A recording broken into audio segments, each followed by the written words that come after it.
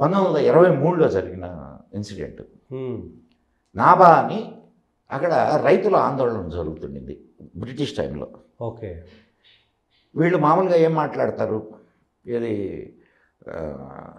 మన రాహులుడు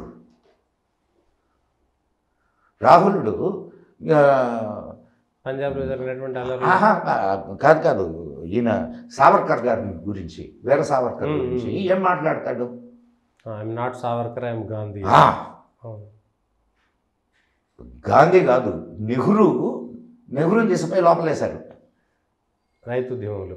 ఆ రైతు ఉద్యమంలో అక్కడికి వెళ్తే లోపలేశారు. నాభా జైలు ఇప్పటికీ ఉంది, మీరు గూగుల్లో కొడితే నాభా జైలు ఎట్లుంటుందో కనిపిస్తుంది. అది చాలా అధ్వానంగా ఉండే జైలు. ఈయనని జైల్లో వేయంగానే తండ్రి మోతీలాల్ నెహ్రూ ఎక్కడి దాకా వెళ్ళాడు తెలుసా? వైస్రాయ్ దాకా వెళ్ళాడు, బ్రిటిష్ వైస్రాయ్ దాకా. మీకు ఇంకొక విచిత్రమైన విషయం చెప్తానండి, ఇది భారతదేశ న్యాయ చరిత్రలో ఒక అద్భుతమైనటువంటి విషయం. ఇది మేజిస్ట్రేట్ కోర్టుకి వచ్చింది. వస్తే అంటే 12 రోజులు, అప్పటికి 12 రోజులే ఉన్నాడు ఆయన. మేజిస్ట్రేట్ కోర్టుకు వస్తే మేజిస్ట్రేటు 2 సంవత్సరాలు జైలు శిక్ష విధించారు.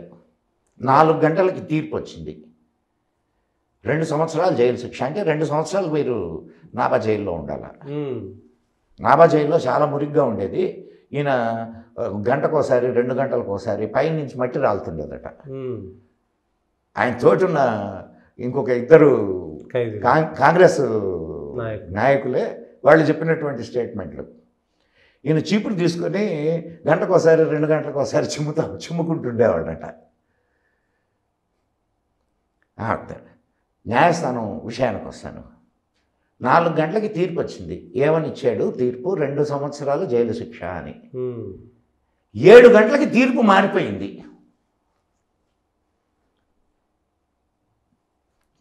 4 గంటలకు వచ్చిన తీర్పు 7 గంటలకు మారిపోయింది. తీర్పుని రద్దు చేస్తున్నాము, మీరు నాభా వదిలి వెళ్ళాలి, నాభాలో మళ్ళీ అడుగు పెట్టకూడదు అని. ఏంటి దీని వెనక? వీళ్ళు వీర సావర్కర్ని గురించి మాట్లాడతారు. నైతిక హక్కు ఉందండి వీళ్ళకి, కనీసం నైతికత ఉండాలి కదా.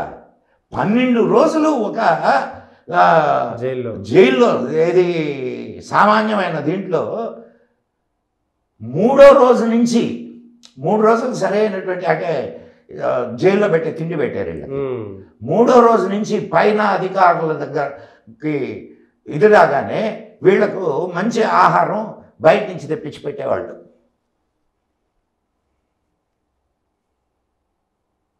మూడు రోజులకి టెలిగ్రాముల మీద టెలిగ్రాములు. తండ్రి గారు మోతీలాల్ నెహ్రూ గారు డబ్బు సంచులతో దిగారు.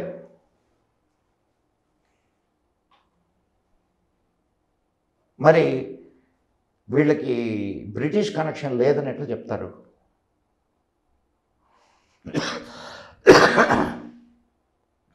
అవునా కదా సతీష్ గారు? ఇప్పుడు నేను చెప్పిన ప్రతి మాటకి ఎవిడెన్సెస్ ఉన్నాయి. నెహ్రూ గారే స్వయంగా నాభా జైలు గురించి తన ఆత్మకథలో రాసుకున్నాడు. డిస్కవరీ ఆఫ్ ఇండియాలో. డిస్కవరీ ఆఫ్ ఇండియా కాదు, ఓకే, ఆయన the works of Jawaharlal Nehru అని వాల్యూమ్స్ ఉన్నాయి, దాంట్లో రాసుకున్నాడు.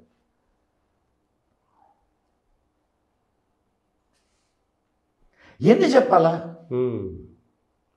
1962 వార్లో అమెరికా సహాయం చేయడానికి సిద్ధంగా ఉంది, చైనాకు వ్యతిరేకంగా.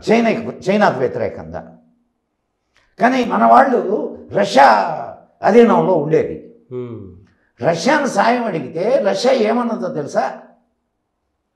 See, you are my friend, but China is my brother. This is the words they have used.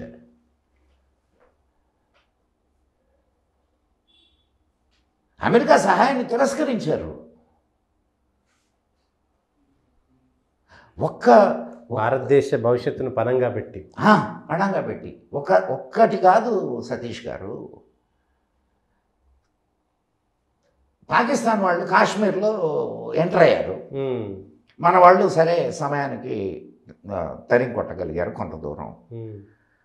నువ్వు ఆల్ ఆఫ్ ఎ సడన్ ఎందుకు పోయి యుఎన్ఓలో ఇచ్చేయాలయా? ఈ రోజుకి రావణ కాష్టం అయింది అది. యుఎన్ఓలో మేము ఈ విషయాన్ని యుఎన్ఓలో తెలుసుకుంటామని రేడియోలో ప్రకటించాడు ఆయన. తిప్పి కొట్టాల్సింది పోయి ఏమి రాజనీతి ఇది? నీకు ఇస్తానన్న శాశ్వత యుఎన్ఓలో నీకు ఇస్తానన్న శాశ్వత సభ్యత్వాన్ని నువ్వెందుకు చైనాకి ఇప్పించావు? ఏ నీ బాబు సొమ్మ ఇదే? దేశమేమన్నా అది నీకు కాదు ఇస్తానన్నది, నీ దేశానికి.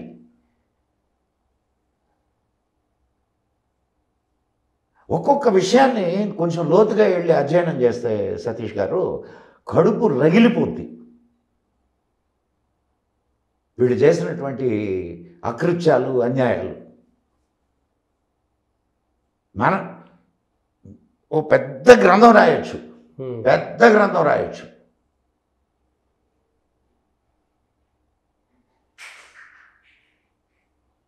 ఇన్ని ఇప్పుడు మళ్ళా తల్లి చేలో మేస్తే బిడ్డ గట్టును మేస్తుంది. బిడ్డ కూడా చేలోనే మేస్తున్నాడు. అదే పాలసీలు, అదే బుజ్జగింపు. సో నెహ్రూ పాలసీలు ఏవో భారతదేశానికి పనికిరావని అంటారు. ఏమి పనికొచ్చినాయి చెప్పండి నాకు. నెహ్రూ టైంలో ఏం డెవలప్మెంట్ జరిగింది చెప్పండి నాకు. లేదు ఎయిమ్స్లు కట్టాము, ఐఐటీలు కట్టాము. ఎవరున్నారు దాంట్లో? ఐఐటీల్లో, ఎయిమ్స్లో ఎవరెవరు ఉన్నారు?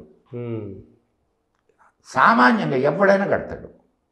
ఓకే, ఎవడైనా కడతాడు. ఎయిమ్స్ ఇప్పుడు నువ్వు అసలు ఏం చేయలేదన్నా అనిపించుకోవడానికంటే ఏదో ఒకటి చేసావు అనిపించుకోవడం.